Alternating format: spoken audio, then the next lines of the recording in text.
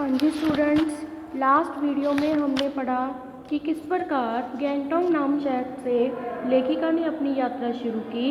यूमथांग से निकलते हुए उन्होंने किस प्रकार नुकीले धूपी के वृक्ष देखे, एक जगह लगी हुई बौद्ध पताकाएँ देखी, दलाई लामा की तस्वीर, कवि लॉन्गस्टॉप, ये सब देखते हुए वो आगे बढ़ते जा रहे हैं। जैसे जैसे ऊंचाई की ओर बढ़ते हैं, घाटियाँ गहरी होनी शुरू हो जाती हैं, रास्ते तंग होने शुरू हो जाते हैं। ऐसे रास्तों से गुजरते हुए उन्हें कितना अच्छा लग रहा है।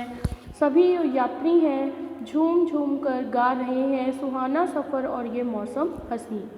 ऐसे में वो हिमालय पर्वत के नज़दीक पहुंचने वाले हैं।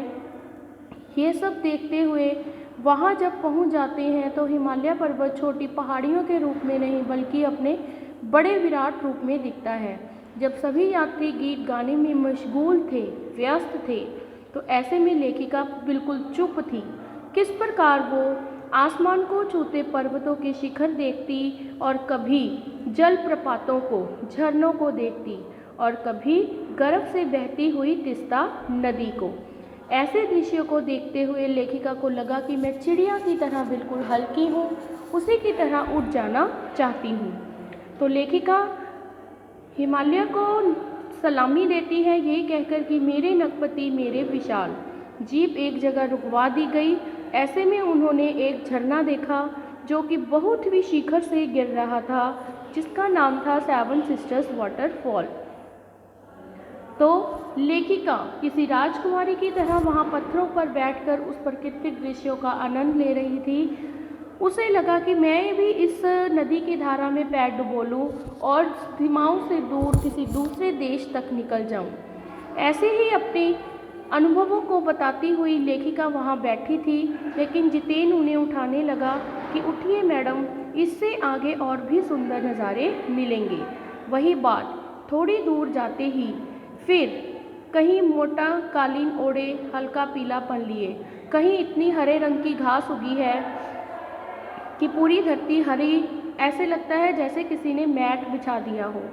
कहीं हल्के पीलेपन के फूल खिले हैं तो कहीं ऊबड़ खाबड़ जमीन है पत्थरों की तरह। ये सब दृश्यों को देखते हुए एकदम से सारे दृश्य छूमंतर हो जाते हैं, जैसे किसी ने जादू की झड़ी घुमा दी हो, क्योंकि सभी पर बादल छा गए। ऐसे ही दृश्यों को देखते हुए लेखिका आगे बढ़ती जा रही है। फूलों की घाटियाँ, फूलों की वादियाँ, दुर्लभ नज़ारे, ये सब देखते हुए आगे बढ़ रहे हैं। कहीं सतत प्रवाहमान झरने, हमेशा बहते हुए झरने, कहीं तीस्ता नदी, कहीं उड़ती हुई धुंध, कहीं मंडराते बादल, कहीं मध्यम मध्यम हवा में हिलोरे लेते प्रियता और रोडोडेंड्रो के फूल। यहाँ पे दो फूलों का जिक्र हुआ है जिसका नाम है प्रियता और रोडोडेंड्रो के फूल खिले हुए हैं। सब अपनी लय तान में अपनी गति में चलते जा रहे हैं, चरवित चरवित चलते चलते, और समय की इसी सतत प्रवाहमान में तिनके सा बहता हमारा वजूद, हमारी पहचान। पहली बार एहसास हुआ कि जीवन का आनंद है यही चलायमान सौंदर्य। संपूर्णता के उन क्षणों में मन इस बिखरे सौंदर्य में इस कदर एकात्मक हो रहा था कि भीतर बाहर की सारी रेखा मिट गई, आत्मा की सारी खिड़कियां खुलने लगी। मैं सचमुच ईश्वर के निकट थी। सुबह सीखी प्रार्थना फिर होठों को छूने लगी। साना साना हाथ जोड़ी, तभी वह अतीन्द्रिय संसार खंड खंड हो गया। वह महाभाव सुखी टहनी सा टूट गया। अतीन्द्रिय लेखिका इन दृश्यों को देखते हुए एकदम से खंड खंड हो गई, टूट गई। अचानक उसने ऐसा क्या देखा? तो लेखिका आगे बताती है कि इन दृश्यों को देखते हुए दरअसल मंत्र मुगसी में त्रंदिल अवस्था में थोड़ी दूर निकल आई थी। त्रंदिल अवस्था एक्साइटमेंट में, वो अपनी ही बातों में खोई हुई एक्साइटेड अवस्था में अपने यात्रियों से थोड़ी दूर अलग निकल गई थी।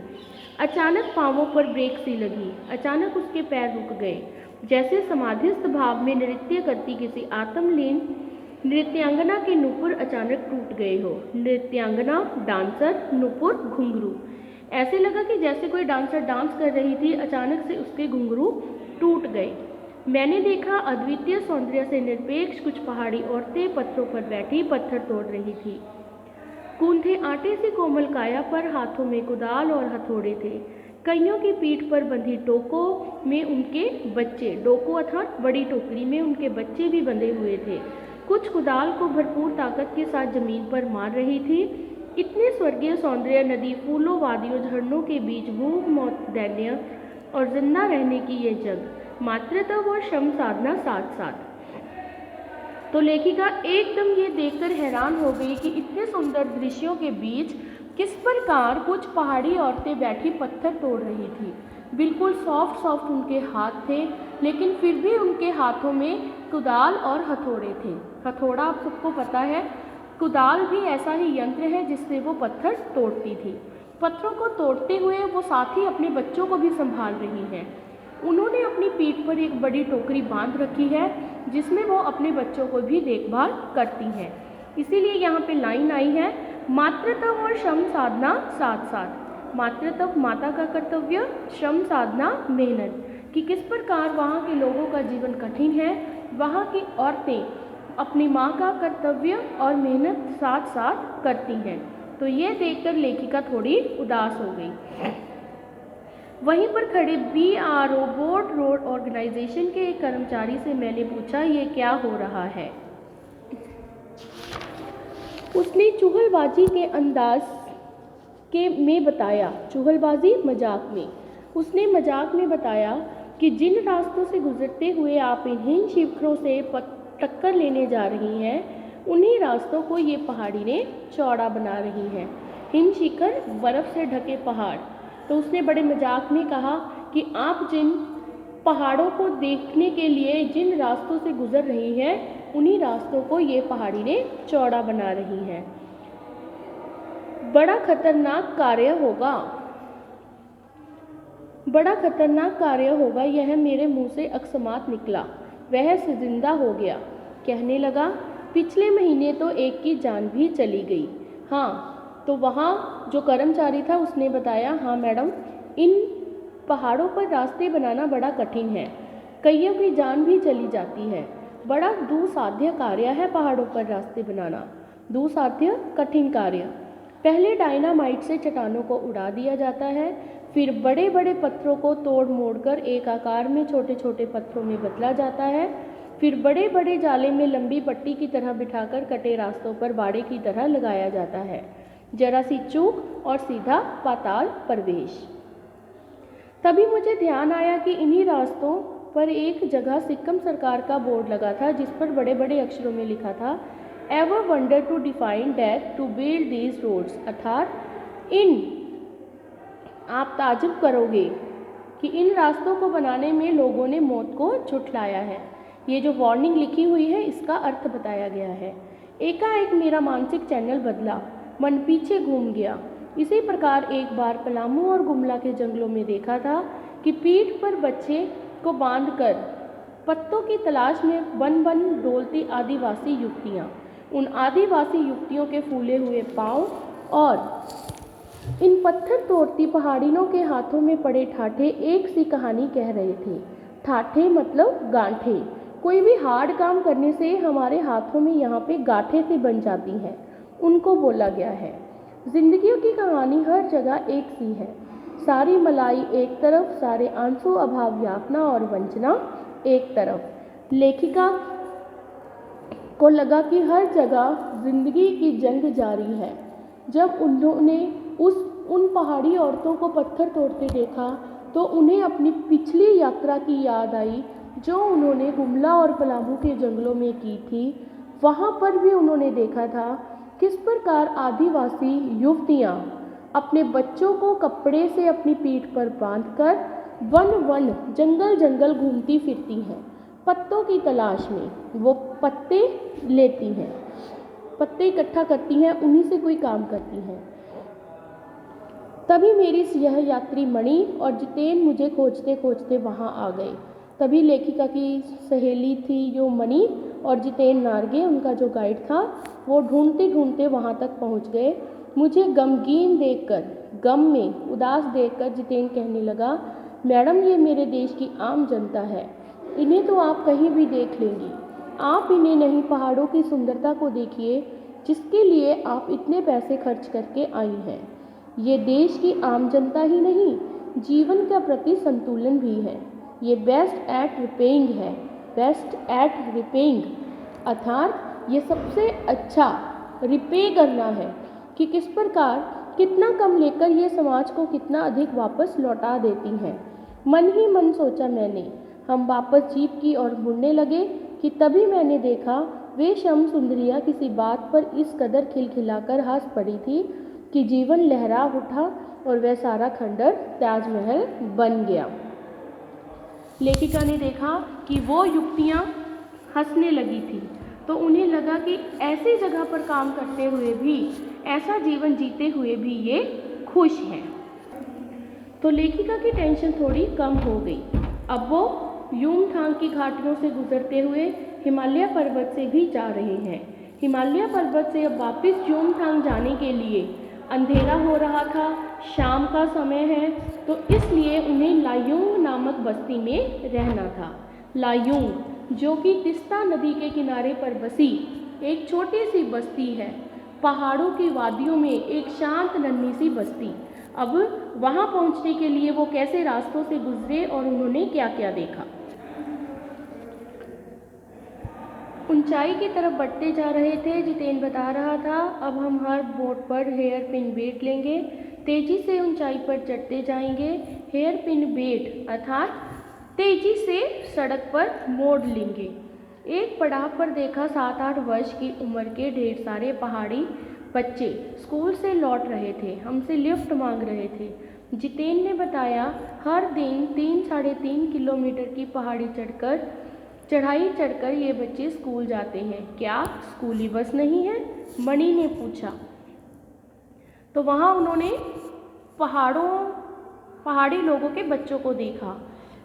तो मणि के पूछने पर जितेंद्र हंस पड़ा। मैडम, यह मैदानी नहीं पहाड़ी इलाका है। मैदान की तरह यहाँ कोई भी आपको चीकना बर्फीला नहीं मिलेगा। बर्फीला अर्थात मोटा व्यक्ति। यहाँ जीवन कठोर है। नीचे तराई में ले देकर एक ही स्कूल है। दूर दूर से बच्चे उसी स्कूल में जाते हैं और सिर्फ पढ़ते ही नहीं, इनमें से अधिकांश बच्चे शाम के समय अपनी माँओं के साथ मवेशियों को चराते हैं, पानी भरते हैं, जंगल से लकड़ियों के भारी गट्ठर ढोते हैं। खुद मैंने भी ढोए थे। खतरा अब धीरे धीरे बढ़ने लगा था। रास्ते और भी संकरे होते जा रहे थे। रास्तों की चौड़ाई कम होती जा रही थी। कई बार लगता जैसे रास्तों को इंच टेप से नापकर एक जीप जितना ही चौड़ा बनाया गया है कि जरा भी संतुलन बिगड़े, इंच भर भी जीप इधर उधर खिसके तो हम सीधे घाटियों में। इन रास्तों पर जगह जगह लिखी चेतावनियों भी हमें खतरों के प्रति सजग कर रही थी। सामने ही लिखा था, धीरे चलाएं, घर में बच्चे आपका इंतज़ार कर रहे हैं। थोड़ा और आगे बढ़े कि फिर एक चेतावनी, we care man inter around. पर हमें नरभक्षी जानवर नहीं, दूध देने वाले याक दिखे, काले काले ढेर सारे याक, पहाड़ों पर गिरती बर्फ से प्राकृतिक ढंग से रक्षा करने वाले घने घने बालों वाले याक। उन्होंने स्कूली बच्चों को देखा, काले काले याक दिखे जो कि जंगली नहीं थे, नरभक्षी नहीं थे, दूध देने वाले थे। सूरज ढलने लगा। आगे बढ़ते हुए उन्होंने और क्या देखा? हमने देखा कुछ पहाड़ी औरतें गायों को चराकर वापस लौट रही थी।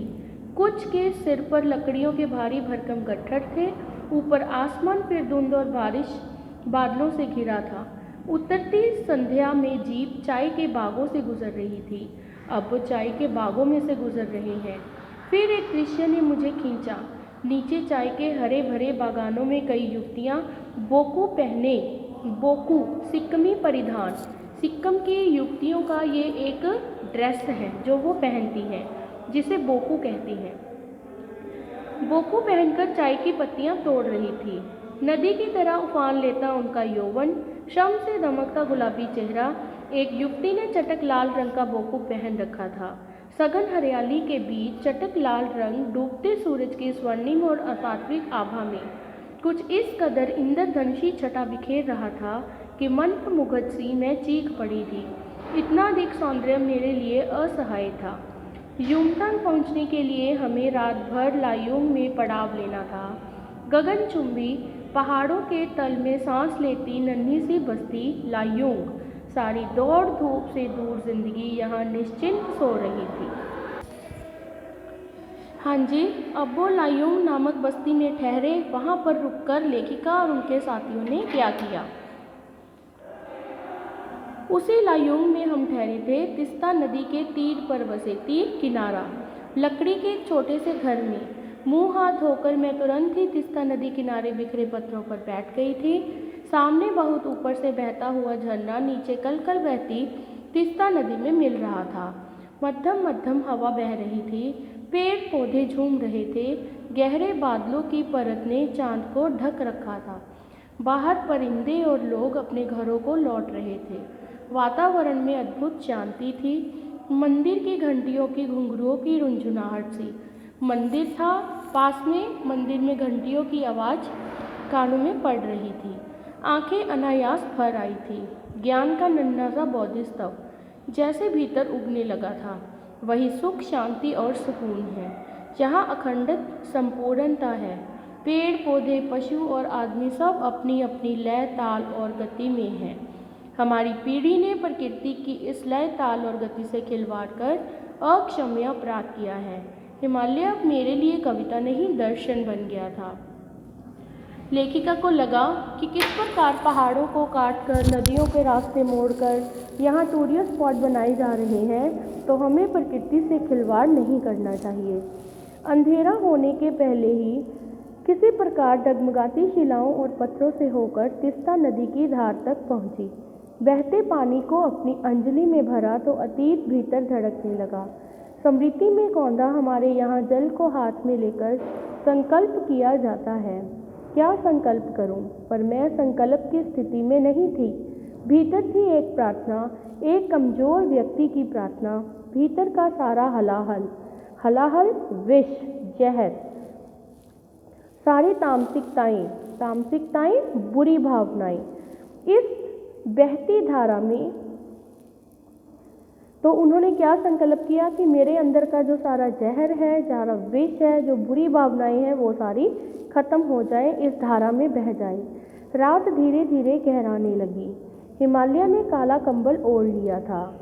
जितेन ने लकड़ी के बने खिलौने से उस छोटे से गेस्ट हाउस में गाने की तेज धुन पर जब अपने संगी साथियों के साथ नाचना शुरू किया, तो देखते देखते एक आदिम रात्रि की महक से परियों की कहानी सी मोहक वह रात महक उठी।